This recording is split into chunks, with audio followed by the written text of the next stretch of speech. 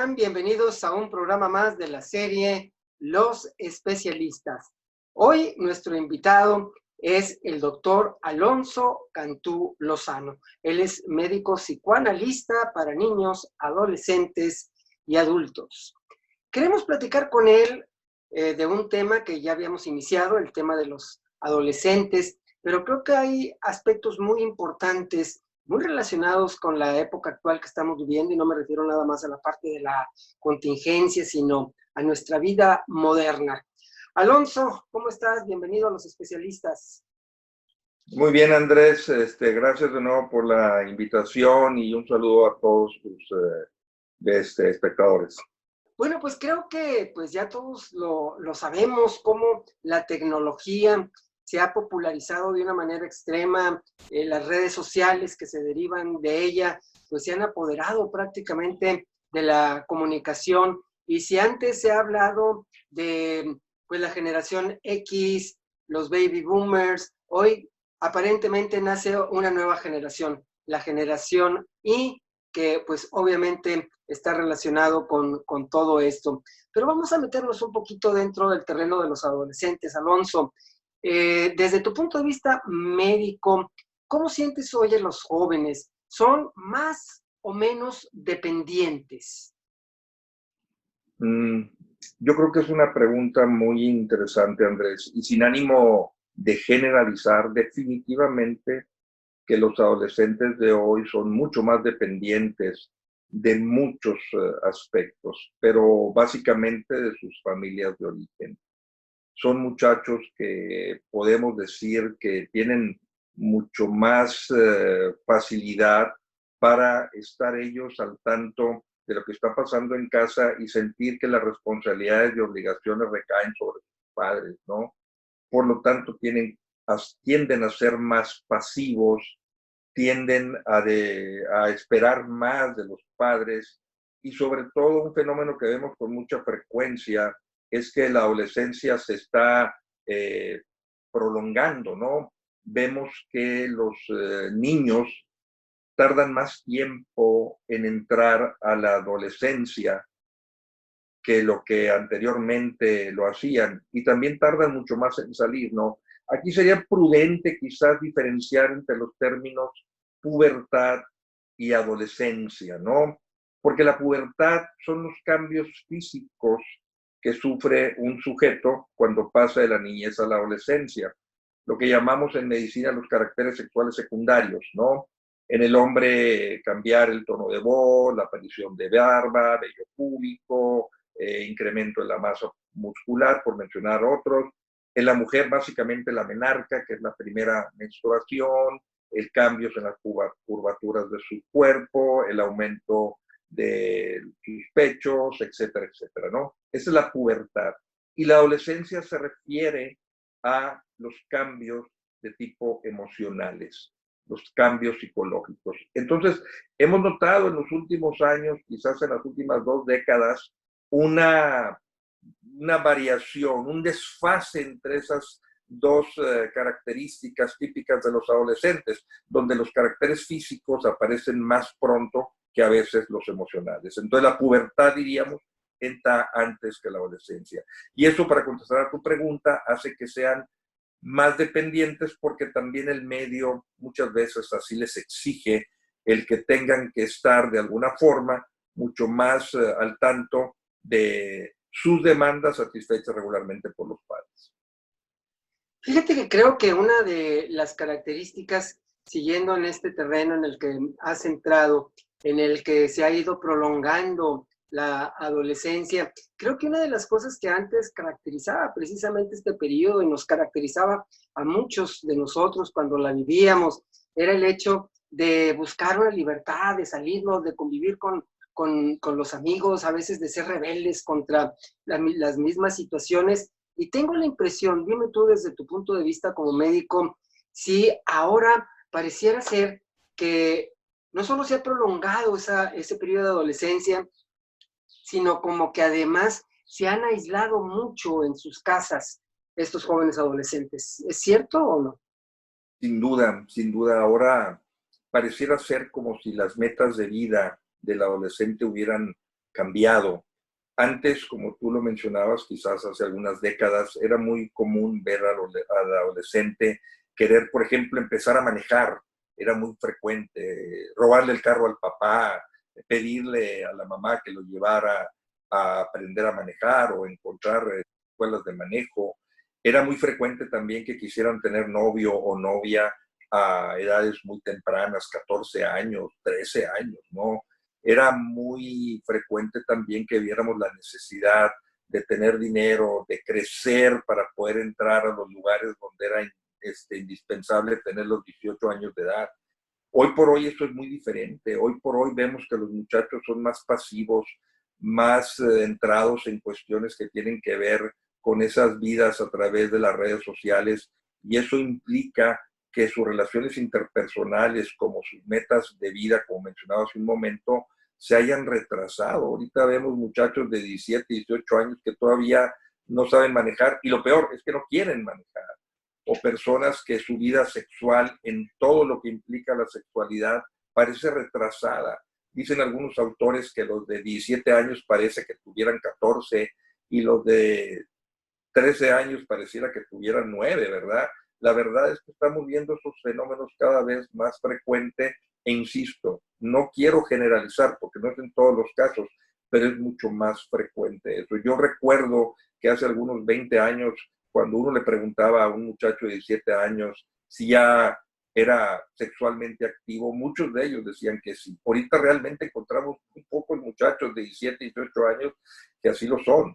Entonces, sin generalizar, insisto, parece como si el temor al compromiso, el temor a cuestiones que tienen que ver con incluso enfermedades de tipo de contacto sexual, responsabilidades, obligaciones, ese tipo de cosas, vemos que tienden a patear el bote, como decimos, ¿verdad? Quieren ser adultos lo más tarde posible, ¿no? Entonces, sí es cierto que eso está ocurriendo en la actualidad. O sea que hay poco interés entre los adolescentes en ser adultos, ¿verdad?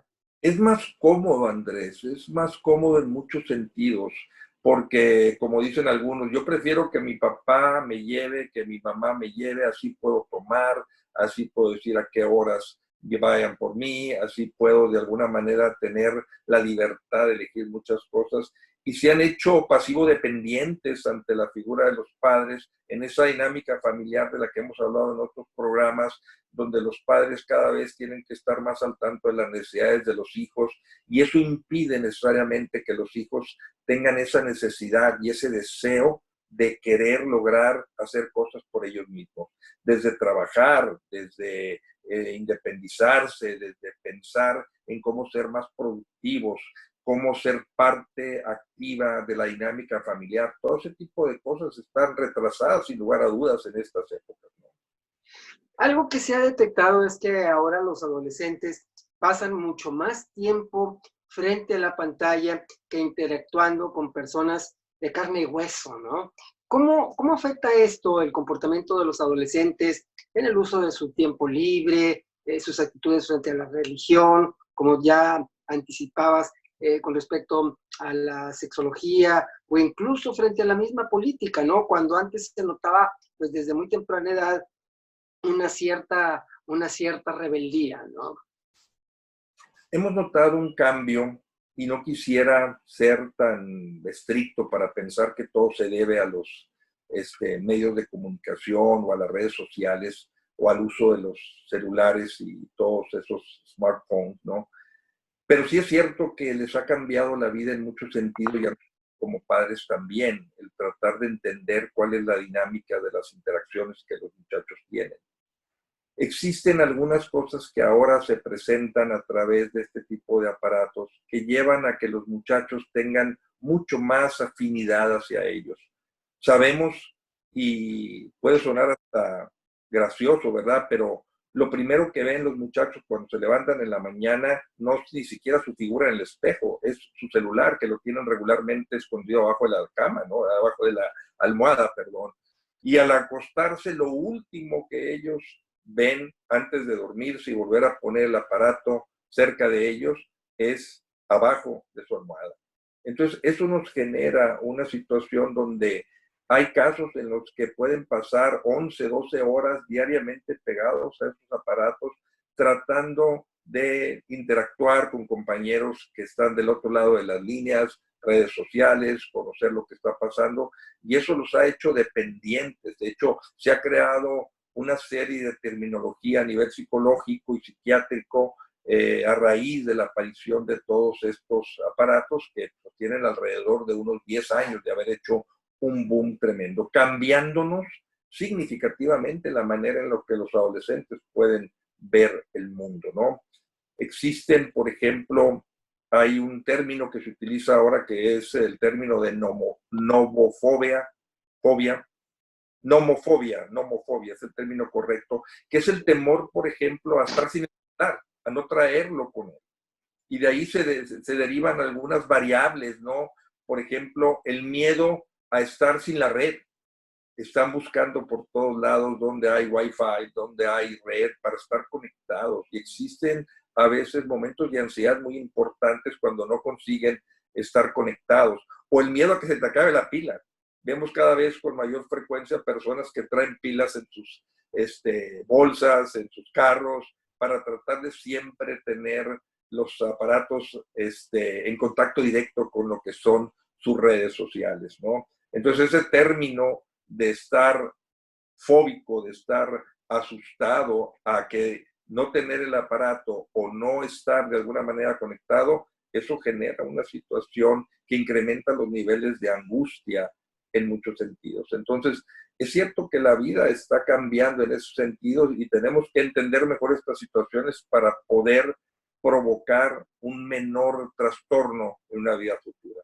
Los niveles, está documentado eso muy seriamente en estudios que se han hecho en Europa, que se han hecho en Estados Unidos, donde los muchachos que pasan por arriba de 3 horas frente a sus celulares desarrollan mayores cantidades de trastornos de tipo afectivo, llámese principalmente depresiones o trastornos y desórdenes de ansiedad, y se ve claramente y peligrosamente alarmante la cantidad de muchachos que vemos ahora con tendencias suicidas o con suicidios ya realizados, ¿no? Antes eso no lo veíamos con esta frecuencia, y sin querer decir que es exclusivamente responsabilidad de estos aparatos, ¿no? Sí juegan un papel importante en la configuración de este tipo de problemáticas. Entonces eso es definitivamente una alerta, ¿sí? De hecho, fíjate que esa era mi siguiente pregunta. Había leído yo en un artículo que a partir de 2011 pareciera que hay una correlación entre el uso de los celulares y de las redes y todo eso, en el que aparentemente han incidido en el aspecto de la depresión y en el número de suicidios que se han estado dando. Entonces podríamos pensar, basados en esta afirmación, que el uso prolongado o excesivo de estos aparatos, de los celulares o smartphones, hace a los jóvenes y a los adolescentes particularmente más vulnerables? Vamos, esa es una hipótesis, Andrés. Yo quisiera ser un poquito más extenso en ese punto. No podemos considerar que la causa-efecto sea directamente del uso de los celulares, ¿no?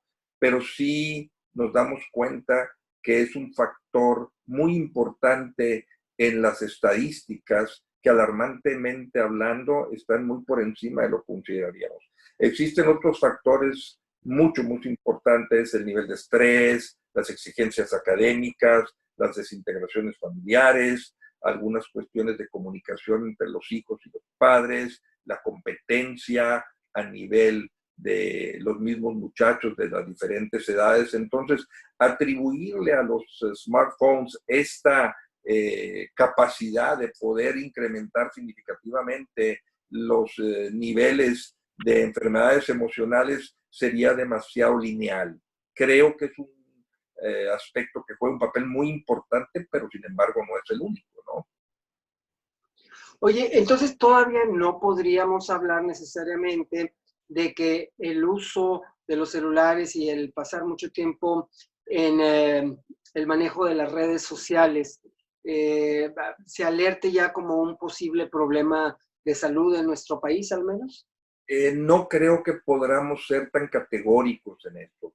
Definitivamente que el uso del celular en tiempos por arriba de lo recomendado puede ser un signo de algún conflicto que se esté viviendo, desde conflictos en la calidad de las relaciones interpersonales que tienen los adolescentes, algún tipo de tema en la manera en la que se desenvuelve a nivel del interior de su familia, cuestiones que tengan que ver con aspectos personales, donde sus aspectos caracterológicos los llevan también a estar mejor en contacto con un aparato que con una persona con la que tienen que interactuar. Entonces es muy difícil, insisto, poder hacer una línea tan recta, ¿no? Sin embargo, sí es cierto que cuando tú tienes un hijo de 13, 14 años que utiliza el celular 80, 90 veces al día al estarlo viendo o a estar interactuando, o que está jugando o viendo lo que está pasando con otras personas por más de 3, 4 horas diariamente, no deja de ser una señal de alerta muy importante a considerar de que esto puede trascender y convertirse en un problema mucho más importante. Pues sí, porque resulta incluso paradójico que los adolescentes sientan tanta necesidad de estar conectados, pero no con su mundo próximo, con su ambiente cercano, físico, real, de carne y hueso, sino como estar conectados como que con una realidad virtual, es decir, como vivir un poquito conectados con algo que sabemos que existía, pero que no tocamos, como si fuera una especie de mitad fantasía, mitad realidad. Pero fíjate, Andrés, que la verdad es que es el mundo de ellos. Están creando un mundo alrededor de ellos. Y el mundo que crean es a través de las redes sociales. Es un mundo en el que ellos nacieron, es un mundo en el que ellos han estado creciendo y quién sabe cuáles sean las consecuencias para bien o para mal de este tipo de tecnología, ¿no?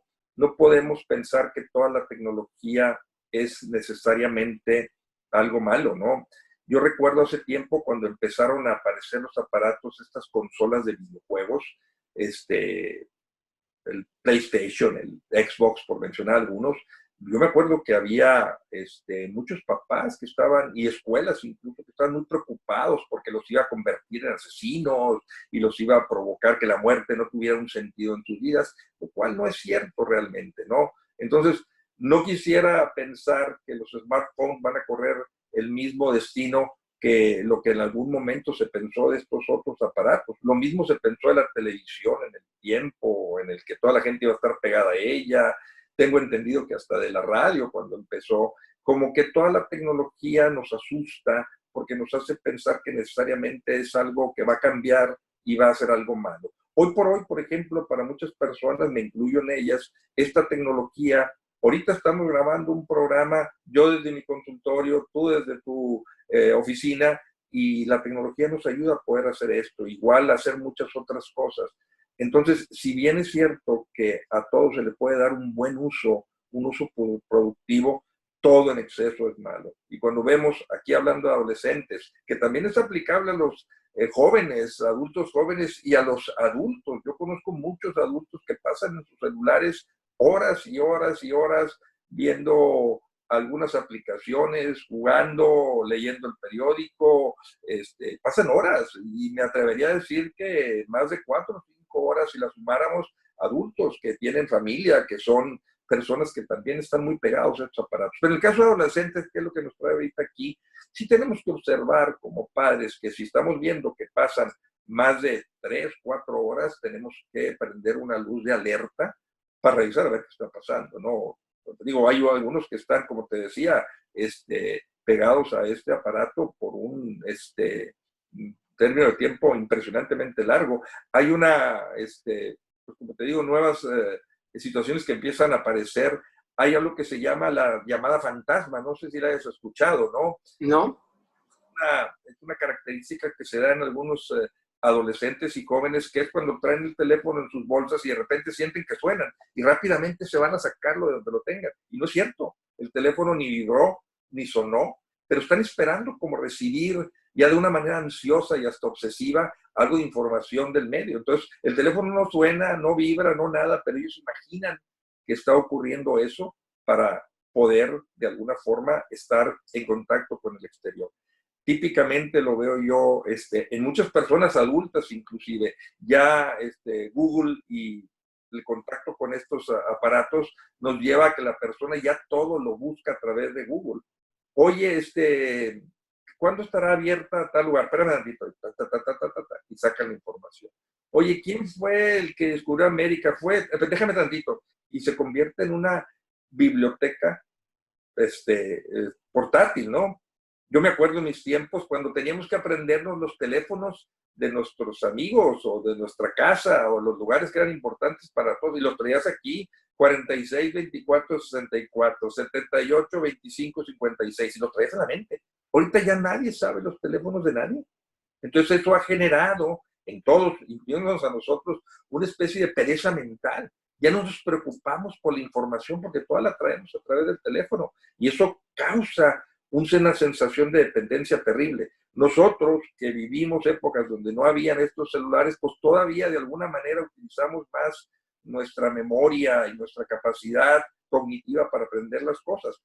Hoy los muchachos, no sé qué va a pasar cuando ellos tengan 40 años, 40 y tantos años, no sé si la información va a estar totalmente ubicada en un aparato que van a tener consigo y yo no sé qué repercusiones vaya a traer eso en su desarrollo cognitivo y de aprendizaje, ¿no? Pues sí, pues como decían en aquel programa de caricaturas de dibujos animados de los Picapiedra, ¿no? ¿Qué inventarán después? ¿Qué nos depara la tecnología? Hemos hablado, Alonso, un poquito en el rango de edades de los adolescentes, de los jóvenes, pero ¿qué nos podrías decir en términos de varones y de mujeres? ¿Quiénes están experimentando parejo? ¿Qué pasa con los adolescentes varones y con las chicas adolescentes? Mira, Andrés, hay muchos artículos escritos sobre eso. Yo te voy a hablar de mi experiencia, porque leer un artículo pues, es lo más sencillo. Cualquiera puede ir a la referencia precisamente de este tipo de redes y de información. En mi experiencia, yo veo que los hombres han sufrido más con esto. Veo adolescentes más aniñados desde el punto de vista de los hombres que de las mujeres. Puedo ver niñas de 16, 17 años que se conducen como unas mujercitas y muchachos de 22, 23 años que son realmente unos bebesotes, ¿no? Desde mi punto de vista y mi experiencia, esto ha afectado mucho más a los hombres que a las mujeres. Las mujeres traen ese input de querer salir adelante con sus vidas, las veo más conectadas con cuestiones académicas, profesionales, negocios, relaciones de pareja, crecer, independizarse, salir.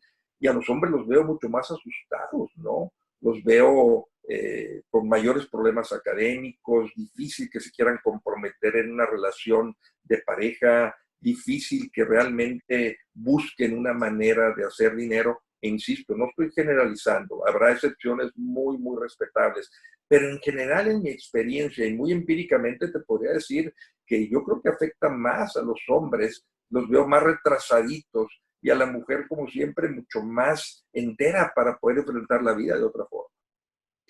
Oye, creo que hay dos términos que son importantes. ¿Cómo se están viviendo la adolescencia en un año como 2020? Términos como insatisfacción e infelicidad. ¿Qué dirías tú de los adolescentes hoy? ¿Siguen siendo igual de satisfechos o viven más insatisfacciones? ¿Son más felices? ¿Son menos infelices? Y si pudiera existir alguna correlación de estos dos aspectos con el uso o abuso de los teléfonos y las redes sociales. Insisto que no puedo hacer una relación causa-efecto tan lineal, pero obviamente algo tiene que ver toda la tecnología que incide directamente en la forma en la que nos sentimos.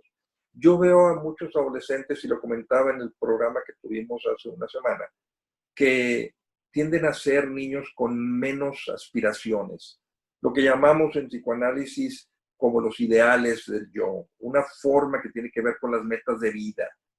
Muchos se encuentran muy pasivamente hablando, viviendo, donde lo que les importa más es ver algún video, ver qué pasó con algún amigo en alguna situación que tienen información a través de estas redes.